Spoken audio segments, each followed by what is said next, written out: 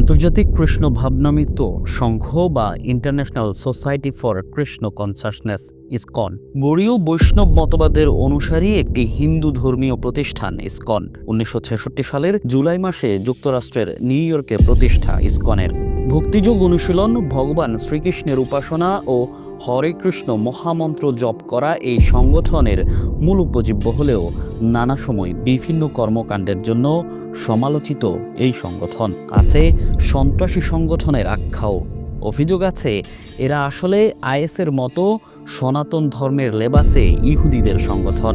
আবু রুশদের লেখা বাংলাদেশের গোয়েন্দা সংস্থার সাবেক প্রধানদের কথা বাংলাদেশ র বইয়ে বলা হয়েছে, ইসকন নামে একটি সংগঠন বাংলাদেশে কাজ করছে। এর সদর দফতর নদিয়া জেলার পাশে মায়াপুরে। মূলত এটি ইহুদিদের একটি সংগঠন বলে জানা গেছে।